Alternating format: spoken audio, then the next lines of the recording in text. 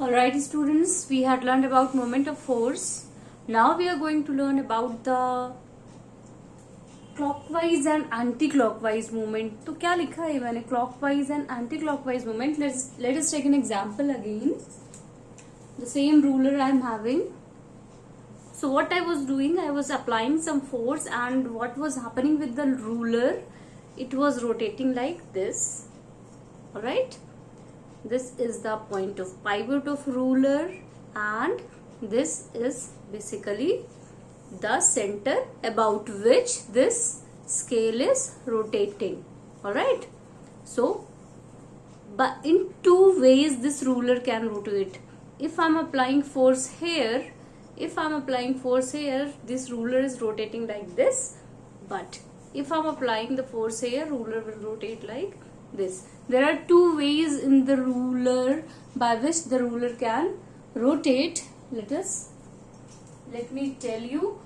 हमने अभी ऐसे रखा है अपना रूलर लाइक दिस. ये पिवट पॉइंट है. यहाँ से फोर्स लगा रहे तो ये कैसे घूम रहा है, ऐसे घूम रहा है, ऐसे घूम रहा है. ये मैंने डायरेक्शन बना ली. तो ये क्या बता रहा है, ये कैसी डायरेक्शन है. ध्यान से देखिए कैसी है. हमारी क्लॉक भी ऐसे ही रोटेट होती है. That means it is the clockwise direction. Alright. अब हमने क्या किया, अब हमने अपना रूलर यहाँ रखा है और फोर्स कैसे लगा रही हूँ. इस बार मैं फोर्स नीचे से लगा रही हूँ ऐसे. तो अब कैसे घूम रहा है, समथिंग लाइक दिस. ये कौन सी डायरेक्शन है, anti clockwise. So basically two types of moments are there. One is your clockwise and second is your anti-clockwise. Conventionally in the physics, the clockwise moment we are taking negative. ये वाला moment कैसे लेते हैं, negative लेते हैं. And anti-clockwise we are taking positive. Anti-clockwise we are taking positive. कोई rule नहीं है, फिर से बता रहे हैं आपको. By convention we are taking. शुरू से ऐसा हो रहा है इसलिए ऐसा कर रहे हैं. Like in maths also, anti clockwise angle we are taking positive and clockwise we are taking negative. Similarly in physics it's happening. By convention we are taking it. Alright. तो क्या पता चला हमें, there are two types of movement. One is your anti clockwise, one is your clockwise. And the clockwise moment we are taking negative. Sign is negative. Again I am telling you, जब clockwise और anti clockwise साथ में लिखेंगे तो anti clockwise को positive और clockwise को negative. साथ में नहीं लिखेंगे. Like +2 newton metre is the moment of force, +2 newton metre. Then what we will do, anti clockwise है तो पॉजिटिव और क्लॉकवाइज है तो नेगेटिव. ऐसे नहीं लिखेंगे, ब्रैकेट में लिख देंगे एंटी क्लॉकवाइज एंड क्लॉकवाइज. लेकिन जब दोनों के दोनों मोमेंट साथ में आएंगे तब with the sign we are going to take it. That you will learn with the help of example. After some time I will tell you. Alright. तो ये तो हमारे हो गए मूवमेंट्स की बात. तब आगे बात कर रहे हैं, क्योंकि अब हमारा ये या तो ऐसे रोटेट होगा या तो ऐसे रोटेट होगा. रोटेशन शुरू हुआ तो कैसे रोटेट हो रहा है, इधर क्लॉकवाइज और एंटी क्लॉकवाइज. तो डायरेक्शन की बात आ गई. यहां से किसकी बात आ गई, डायरेक्शन की बात आ गई हमारे पास. तो आपके एग्जाम्स में आता है कि what are the factors on which direction of rotation depends. Direction of rotation किस किस फैक्टर पे डिपेंड करता है, तो ध्यान दीजिए.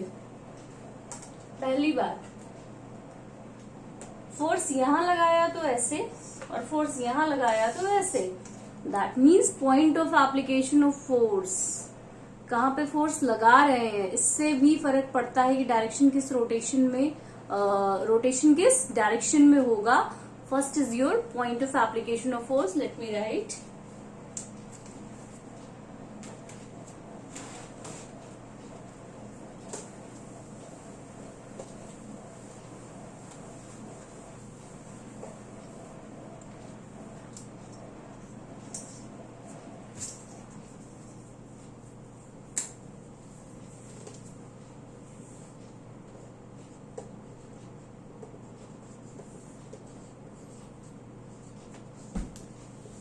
First is your point of application of force. क्या सीख रहे हैं हम कि रोटेशन का डायरेक्शन किस पर डिपेंड करता है. तो पहला पॉइंट आपको बताया, point of application of force. फिर से देखते हैं कैसे.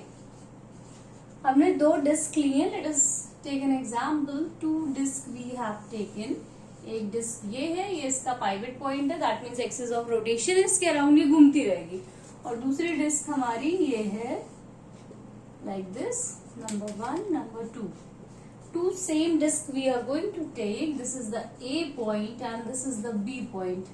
Again here it is A point, it is B point. क्या पढ़ रहे हैं हम? The point of application of force. हमने कहा एक हम F force लगाएंगे और इस डायरेक्शन में लगाएंगे. We are going to take a force F in this direction. Alright? अब मैं सिर्फ पॉइंट ऑफ एप्लीकेशन चेंज करूंगी एंड यू विल सी कि डायरेक्शन चेंज हो जा रहा है. हमने जब फर्स्ट वाला डिस्क था उस पर कैसे लगाया फोर्स? ऐसे लगाया. यही वाला फोर्स लिया है, डायरेक्शन भी सेम है, मैग्नीट्यूड भी सेम है. बस पॉइंट मैंने ए चूज किया है तो हमारा रोटेशन कैसे होगा? ऐसे रोटेट होगा. ऑलराइट, सेकेंड देखिए, अब की बार हमने कहा फोर्स लगा दिया. नाउ पॉइंट इस बार मैंने बी लिया तो इस बार रोटेशन कैसे हो रहा है हमारा? ऐसा रोटेट हो रहा है. ऑलराइट, तो ध्यान से देखिए, फर्स्ट में हमने देखा एंटी क्लॉकवाइज और सेकेंड में हमने क्या देखा? क्लॉकवाइज. तो क्या सीखा यहां से हमने? क्या सीखा हमने यहां से?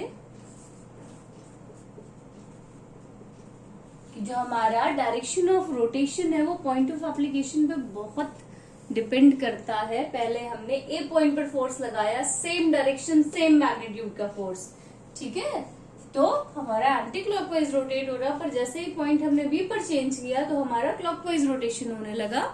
तो it depends on the point of application of force. अब दूसरी कौन सी क्वांटिटी है जिस पर डिपेंड करता है? दूसरी है डायरेक्शन ऑफ फोर्स. फोर्स किस डायरेक्शन में लगा रहे हैं, देखिएगा फटाफट. अभी दूसरा क्या है हमारा? Direction of force. फोर्स किस डायरेक्शन में लगा रहे हैं, उसके लिए भी सेम डिस्क का एग्जाम्पल लेते हैं. अभी फटाफट आपके लिए हम सीख रहे हैं. यहाँ पे क्या सीख रहे हैं कि डायरेक्शन ऑफ रोटेशन किस पर डिपेंड करता है. तो आई हैव टोल्ड यू. चलिए, अगेन मैंने दो डिस्क ले रखी है, दोनों पर पॉइंट ए लिया है. मैंने कहा पॉइंट ए पर इस डायरेक्शन से एक फोर्स एफ लगा देती हूँ मैं, ठीक है. इस वाले पॉइंट ए पर क्या करते हैं? इस वाले पॉइंट ए पर इधर से एक फोर्स एफ लगा देते हैं. जब मेरा फोर्स एफ इधर लगेगा तो डिस्क कुछ ऐसे रोटेट होगी और इस वाले में डिस्क कुछ ऐसे रोटेट होगी. ऑलराइट, इस वाले में डिस्क कैसे रोटेट हुई? Like this. और इधर कैसे रोटेट हो रही है? ऐसे. तो ये हमारा क्या है? क्लॉकवाइज. और ये क्या है? Anti clockwise. ऑलराइट, तो यहां से हमने क्या सीखा? यहां से हमने सीखा what are the factors on which direction of rotation depends. दो फैक्टर्स सीखे, point of application of force and direction of force.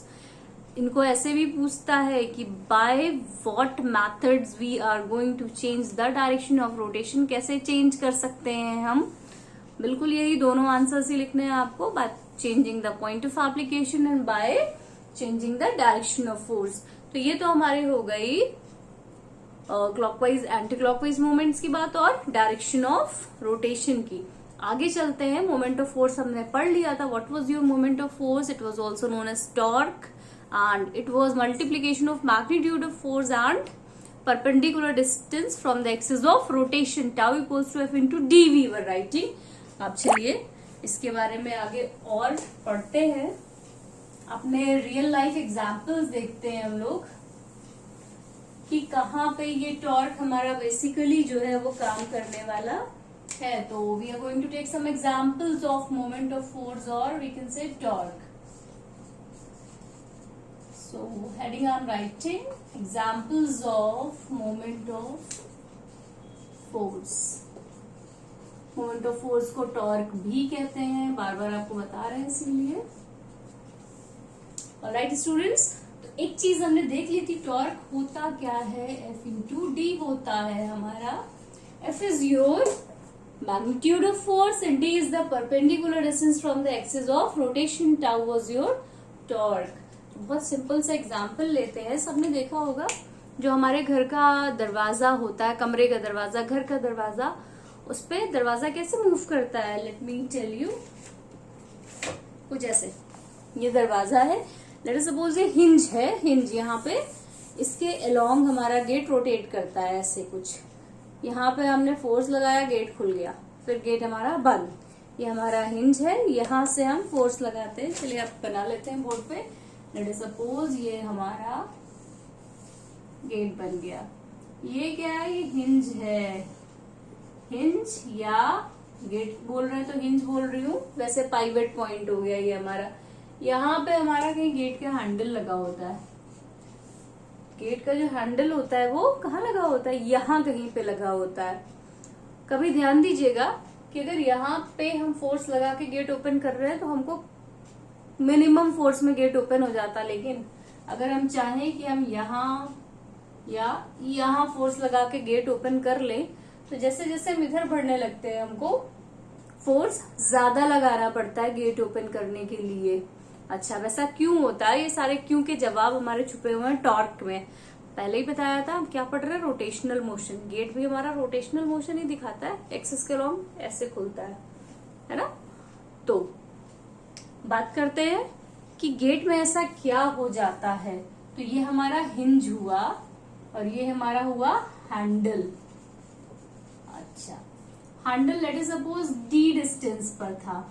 जब हैंडल हमारा डी डिस्टेंस पर था, हमको एफ फोर्स लगाना पड़ रहा है और टॉर्क हमारा कितना आता है, टाउ आ जाता है। लेकिन ये एक न्यूमेरिकल प्रॉब्लम लेते हैं। मैंने कहा ये जो गेट है इसको ओपन करने के लिए हमको कितना टॉर्क देना पड़ रहा है, 20 न्यूटन मीटर का टॉर्क देना पड़ता है, तब हमारा ये गेट ओपन होता है।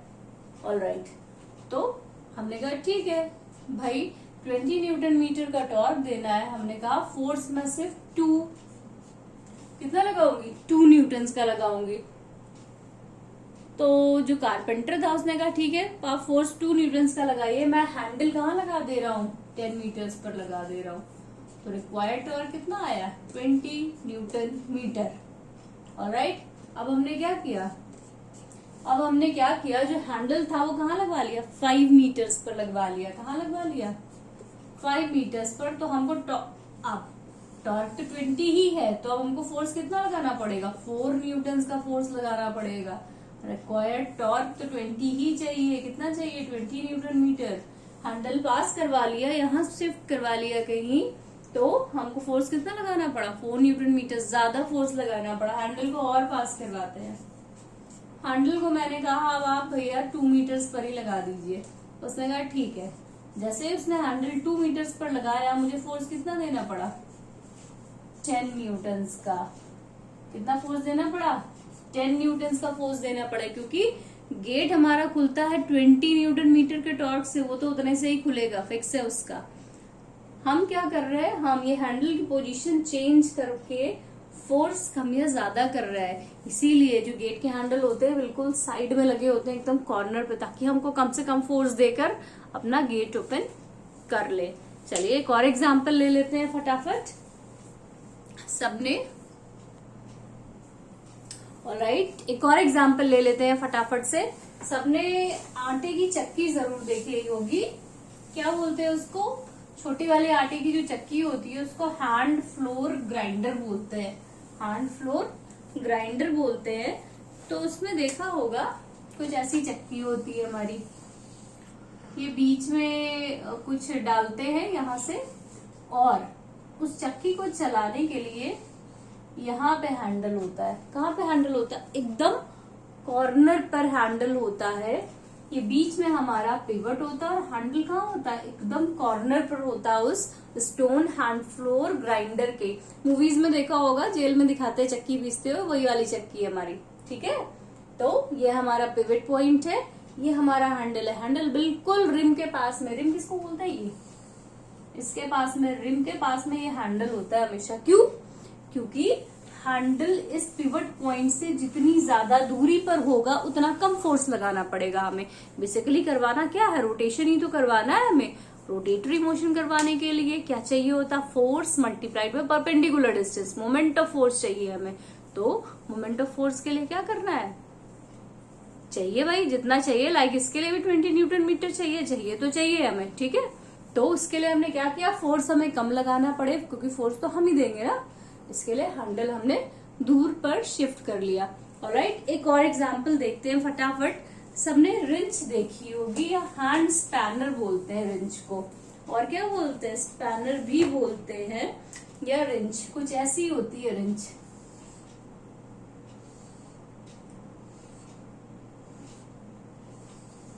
ऐसी होती है स्पैनर या रिंच। रिंच का काम क्या होता है, कुछ ऐसे जो नट वट होते हैं उनको हम लोग खोलने के लिए ये रिंच का यूज करते हैं।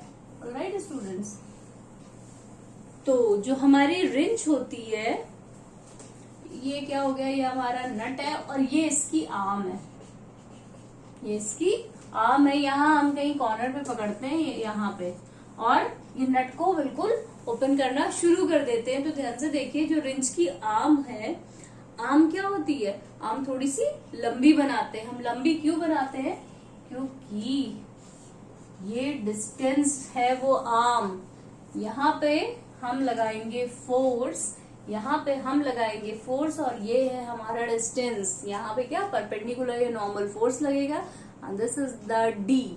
डिस्टेंस जितना ज्यादा बड़ा होगा, फोर्स हमको उतना ही कम लगेगा। सिमिलर एक और एग्जांपल देखते हैं फटाफट। जैक सबने देखा होगा, इनमें से कुछ भी नहीं देखा होगा तो जैक तो पक्का देखा होगा। जैक क्या होता है, कार पंचर हो गई, जैक लगाया, जैक को घुमाया फटाफट और टायर चेंज कर लिया।